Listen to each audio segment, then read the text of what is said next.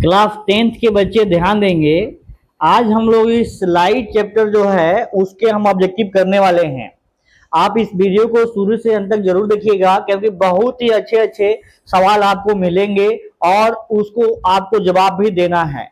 क्योंकि ये सवाल इस टाइप के लाया गया है टॉपिक वाइज, ताकि आपका जो कॉन्सेप्ट है ना क्लियर होता चले ऑब्जेक्टिव के माध्यम से और याद भी होता रहेगा। तो चलिए शुरू करते हैं।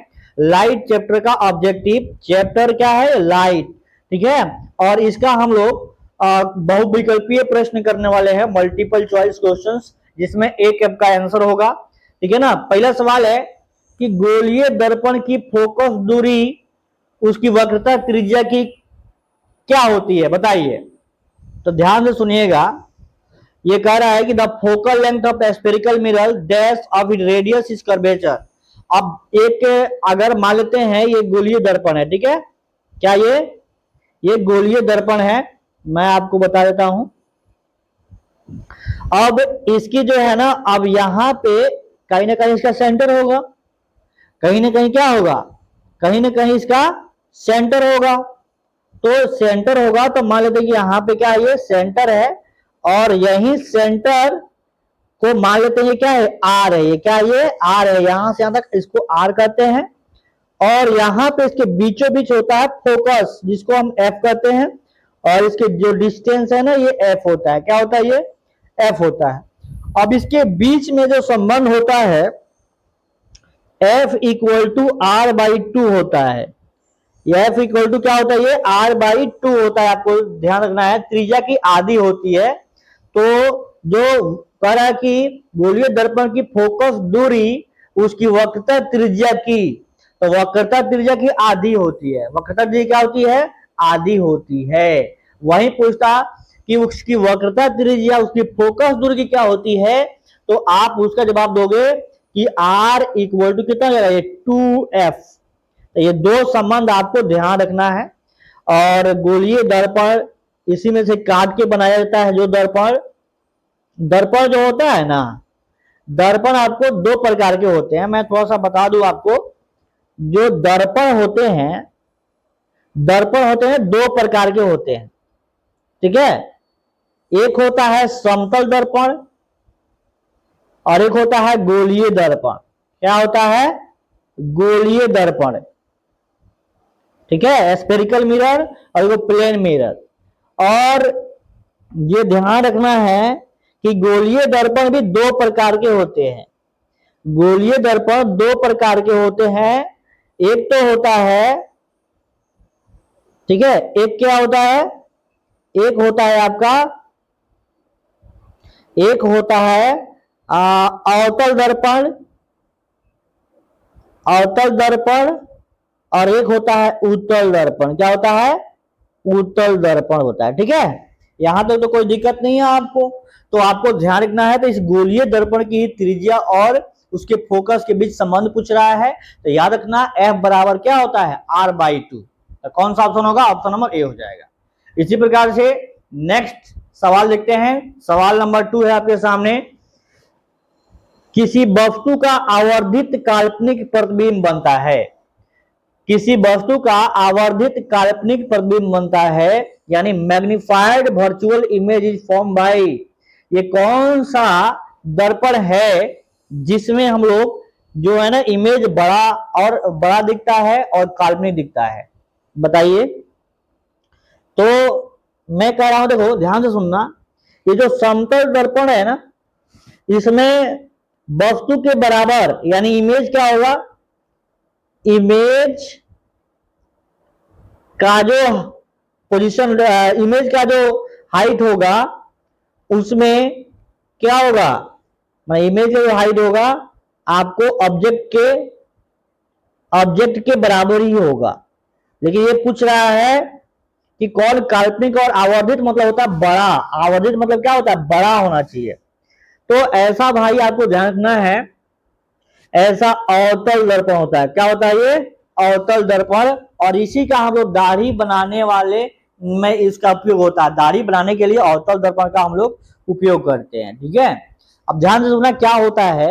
इनमें से पूछता भी है इसका पोजीशन बताइए, जब ये आवर्धित और बड़ा इसका चित्र बनता है। तो बहुत सिंपल है, यहां मान लेते हैं आर है और यहाँ इसका फोकस है, ठीक है। तो अगर कोई वस्तु अगर फोकस और पोल के बीच में होगा, फोकस और पोल के बीच में होगा, तो उसका वो जो इमेज बनेगा ना आवर्धित बनेगा। क्या बनेगा? आवर्धित बनेगा। रूल क्या था? देखिए मैं बता रहा हूं कि यहां से लाइट आई, टकरा करके, ठीक है, टकरा करके वापस, चाहे ऐसे, इसको ऐसे बनाते हैं कि यहां से हम इस पोल पे यहां से एक रे भेजते हैं और ये टकराने के बाद वापस उतना ही एंगल बना करके वापस इधर चला जाएगा, ठीक है।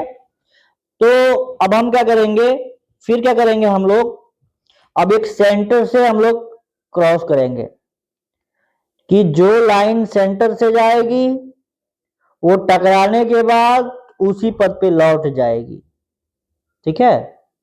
क्या जाएगा? इसी पथ पे ये लौट जाएगी। तो लौट जाएगी तो हम क्या करेंगे, अब इसको हम पीछे बढ़ाएंगे, कभी मिली तो है नहीं, तो ये मिली नहीं मिलेगी तो पीछे बढ़ाएंगे तो कहीं ना कहीं कटेगा ना। ये थोड़ा टेढ़ा हो जा रहा है, मैं आपको सीधा कर देता हूँ इसको भी हम पीछे कर रहे हैं, ठीक है ना, सीधा, और इसको भी हम पीछा कर रहे हैं। देखिएगा ये कहीं ना कहीं जा करके आपको ये यहाँ पे मिल जाएगा, ठीक है। यहाँ पे क्या हो जाएगा, ये मिल जाएगा, और जब मिल जाएगा तो यहाँ जो इमेज बनेगा भाई वो क्या बनेगा? आवर्धित बनेगा, बड़ा बनेगा। तो ये वाला पोजीशन आपको ध्यान रखना है। पूछता भी है कि बताइए कि ये पोल है और ये फोकस है, इसके बीच में रखते हैं ना तो इमेज कैसा बनता है? तो बड़ा बनता है, काल्पनिक बनता है, दर्पण के पीछे बनता है। आपको बताने हैं।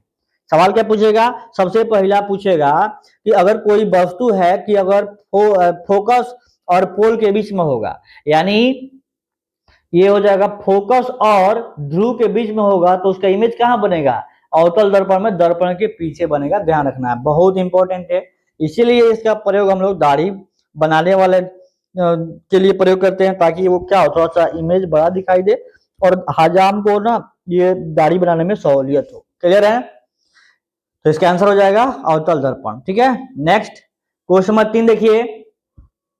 3 का जवाब ये है कि प्रकाश की एक किरण किसी समतल दर्पण पर 60 डिग्री कोण बनाते हुए टकराती है, तो उसका परावर्तन कोण क्या होगा? A ray of light strikes a plane mirror making an angle 60 degree, its angle of reflection will be. अब मैं इसका चित्र बनाऊंगा तो आपको ज्यादा समझ में आएगा। ये कह रहा है, मान लेते हैं कि आपका ये दर्पण है, क्या ये दर्पण है, और यहां से एक लाइट इधर से इंसिडेंट रे आई और ये टकराने के बाद वापस यहां चली गई, इतना डिग्री पे आई और फिर टकरा करके वापस यहां चली गई। तो हम क्या करेंगे, यहां से हम लोग एक नॉर्मल खींच लेते हैं, ठीक है। और नॉर्मल खींच लेते हैं, ध्यान से देखना, ये नॉर्मल खींच लेते हैं,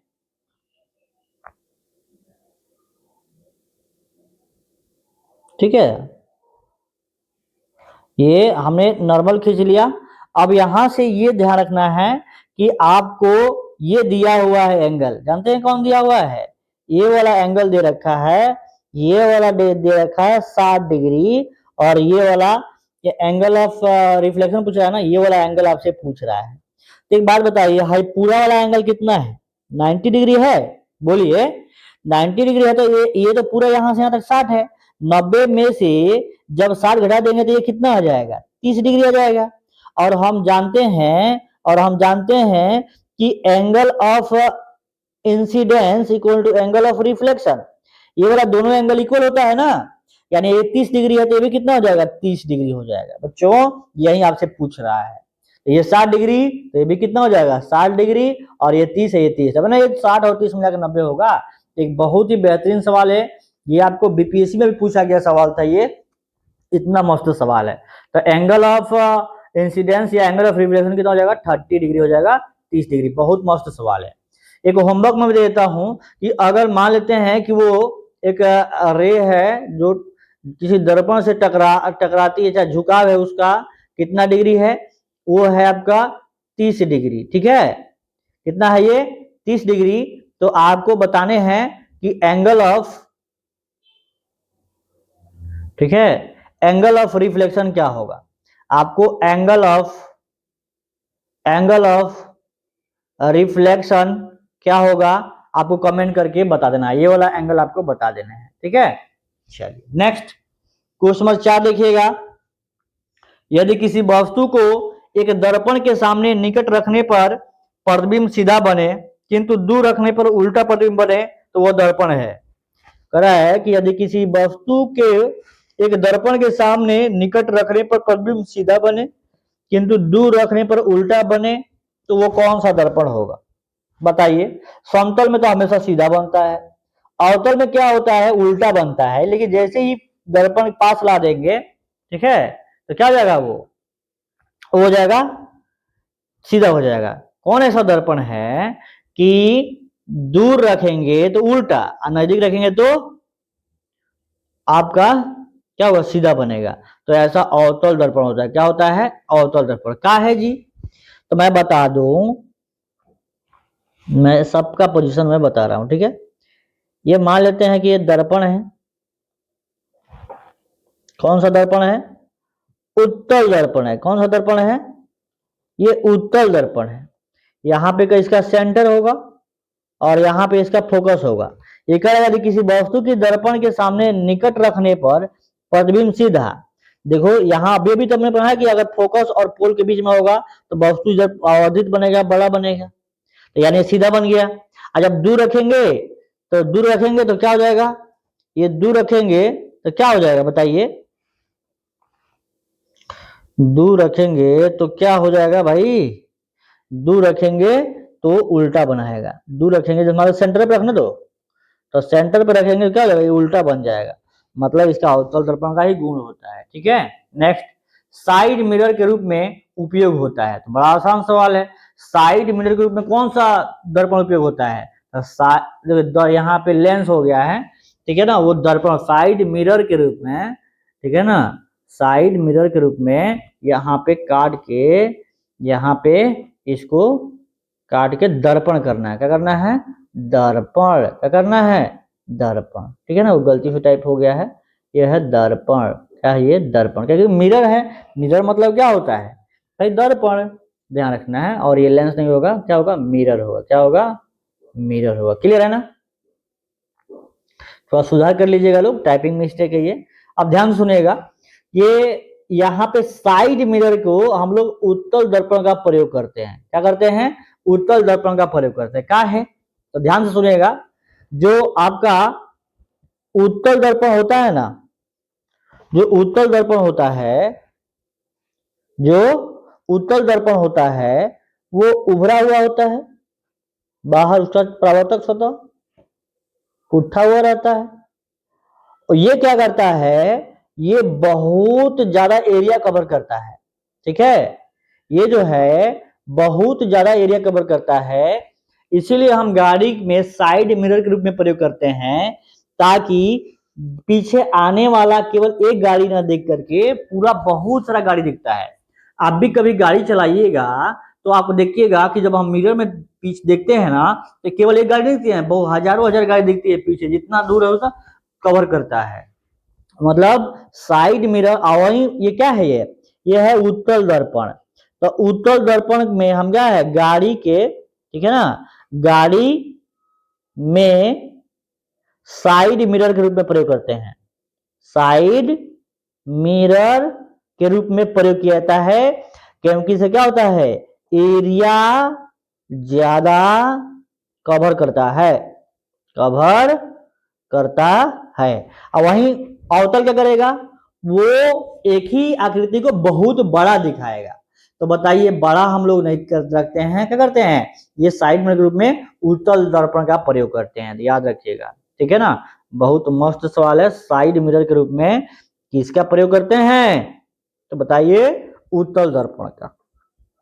चलिए, 6वां नंबर सवाल है कि सोलर कुकर में व्यवहार किया जाता है। सोलर कुकर कैसा व्यवहार करता है, बताइए। आपको ध्यान रखना है। सोलर कुकर कैसा व्यवहार करता है बताना है आपका। तो ध्यान दें, सोलर कुकर में कौन सा दर्पण का प्रयोग करते हैं? सोलर कुकर में व्यवहार किया जाता है, किसका प्रयोग किया जाता है? तो अवतल दर्पण का। किसका प्रयोग किया जाता है? इसका आंसर हो जाएगा अवतल दर्पण का है जी। अवतल दर्पण जो होता है ना, अवतल दर्पण जो होता है वो प्रकाश का अभिसरण करता है, ठीक है। अभिसारी दर्पण भी इसे कहते हैं। क्या कहते हैं? अभिसारी दर्पण। ये प्रकाश, सूर्य के प्रकाश को एक जगह इकट्ठा करने के लिए मतलब कि इसका उपयोग किया जाता है। समझ में आया? तो कहने का मतलब यह है कि यह अवतल दर्पण एक अभिसारी दर्पण है। यह सूर्य की समानांतर किरणों को एक मुख्य फोकस पर केंद्रित करता है, एक मुख्य फोकस पर केंद्रित करता है। इसीलिए सोलर कुकर में हम लोग अवतल दर्पण का प्रयोग करते हैं। बहुत मस्त सवाल है, ध्यान रखिएगा इसका, ठीक है। और एक जगह, ठीक है ना, एक जगह क्या करता है, जैसे अगर मैं बात करूं, ये अवतल दर्पण कि सूर्य के प्रकाश जो आएगा ना, सूर्य के प्रकाश समानांतर आएगा। सूर्य के प्रकाश क्या आएगा? समानांतर आएगा। क्या आएगा? समानांतर आएगा। सूर्य के प्रकाश समानांतर आएगा। और समानांतर ये होता है, और समानांतर के बाद टकराने के बाद वापस एक जगह सबको क्या करता है? इकट्ठा करता है, जिससे यहाँ का तापमान क्या होता है? बढ़ जाता है। आप लोग छोटे होंगे तो एक अवतल दर्पण का प्रयोग किए होंगे कि अवतल दर्पण को अगर एक कागज रख दिया जाए और इस पे इकट्ठा किया जाए ना, तो क्या हो जाए, यहाँ पे काला पड़ जाता था, आग लग जाता था, उसमें जल जाता था। तो क्या होता है, अवतल दर्पण यानी सूर्य के प्रकाश, आने वाली प्रकाश को एक जगह कन्वर्ट कर देता है, ठीक है, एक जगह इकट्ठा कर देता है, तो वहां का तापमान बढ़ जाएगा। तापमान बढ़ जाएगा, और तापमान बढ़ जाएगा तो वो क्या हो जाएगा? जल जाएगा। क्लियर है ना? यानी सोलर कुकर में अवतल दर्पण का प्रयोग किया जाता है, ठीक है। चलिए 7 में देखिए, गोलीय दर्पण में दूरियों को रेखा के सापेक्ष मापते हैं। गोलीय दर्पण में दूरियों को रेखा किसके सापेक्ष मापते हैं? In the spherical mirror distance are measured with respect to. अब बताइए, मैं आपको बता दूं कि अगर ये है आपका दर्पण, क्या ये अवतल दर्पण, ठीक है, अवतल दर्पण है। और यहां से सुन लीजिए, यहां से क्या होगा कि ये जो अवतल दर्पण जो होता है, इसको ये कहीं भी कोई वस्तु यहाँ पे है ना खड़ी है, तो ये हम लोग पोल से ही नापेंगे। और पोल पे हम एक्स एक्सिस और वाई एक्सिस बना देंगे। तो ऊपर होता है, देखिए ये आपका वाई एक्सिस और ये वाला एक्स एक्सिस, इधर होता है पॉजिटिव, ऊपर होता है पॉजिटिव, इधर नेगेटिव, इधर होता है नेगेटिव। तो साइन कन्वेंशन इसी को ओरिजिन मान करके सबका डिस्टेंस लिया जाता है। तो इसका आंसर क्या हो जाएगा? ध्रुव से सब कुछ मापा जाता है। कहां से नापा जाता है? ध्रुव से।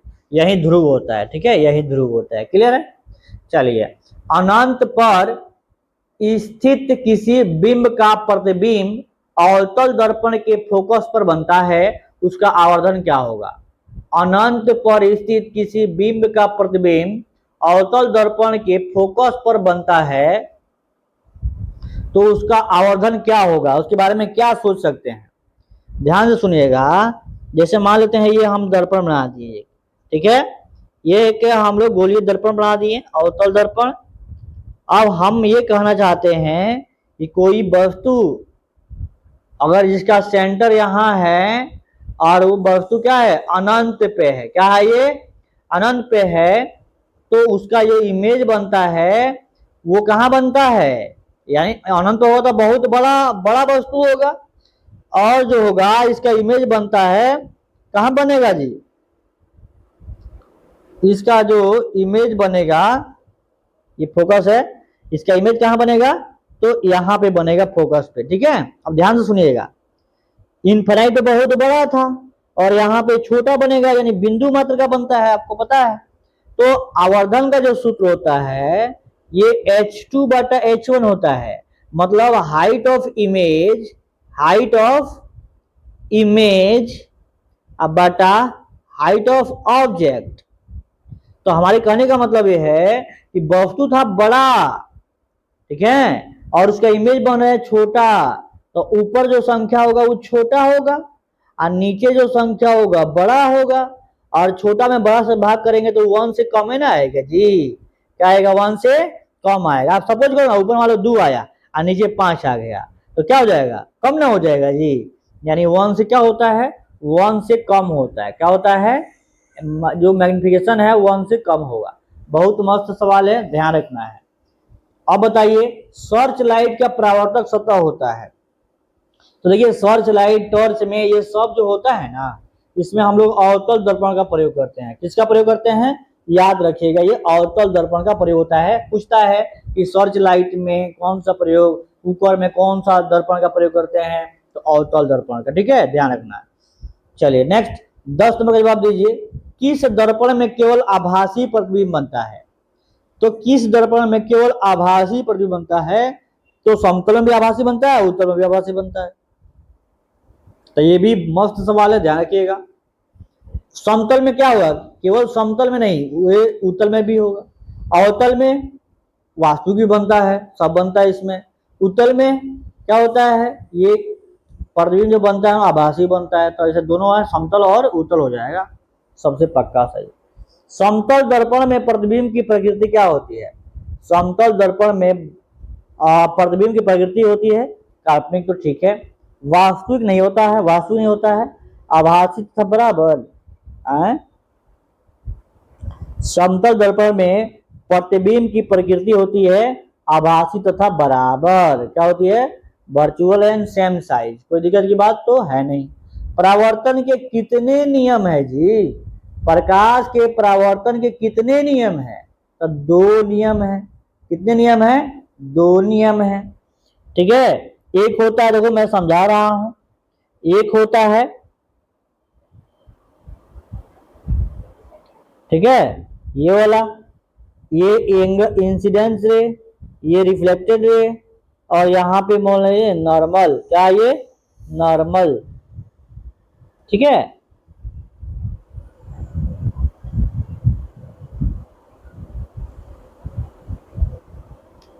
ये है आपका नॉर्मल, क्या ये नॉर्मल,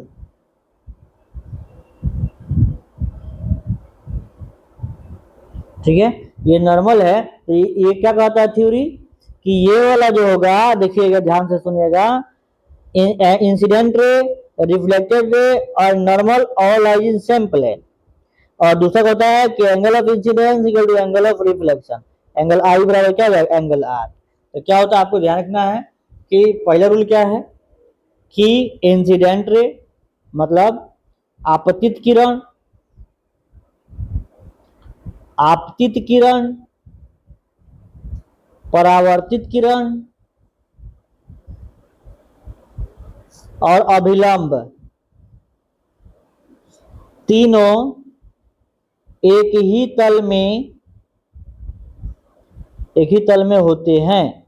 और दूसरा जो होगा वो होगा angle of incidence equal to angle of reflection, मतलब एंगल आई बराबर एंगल आर, आपतन का कोण बराबर परावर्तन का कोण। तो आज के लेक्चर में हमने 12 सवाल किया, और आशा करता हूँ कि ये वीडियो आपको पसंद आया होगा। पसंद आया तो वीडियो को लाइक कर दीजिए, दोस्तों में शेयर कर दीजिए।